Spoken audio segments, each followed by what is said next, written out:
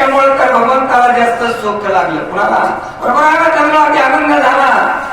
आपल्या बरोबर सहकारी गडी घ्यावे तर महाराज हो, बरोबर आहे का नाही? कोणते?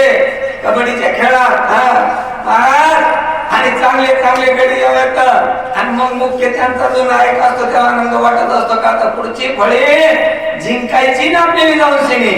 आणि याच्यामुळं जगाचा नायक प्रभू रामचंद्राला आनंद वाटायला लागला. आता माझ्या बरोबर हनुमंताचा सामर्थ्यवान आलाच होता, पण आता सर्व देवाचं वरदान मिळालंय आणि सर्व देवाचं वरदान मिळाल्यामुळं आता ज्या कामाला जायचंय ना पुढे आपल्याला ते काम 100% पूर्ण केलं जाण्याचा आनंद रामाला आहे.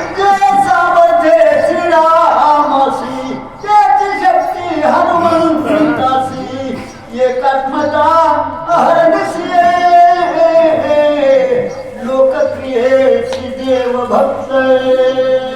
अरे या ठिकाणी असणारं जे सामर्थ्य जगाच्या मालकापाशी जे सामर्थ्य भगवंत प्रभू रामचंद्रापाशी आणि तेच सामर्थ्य असणार हनुमंताकडे.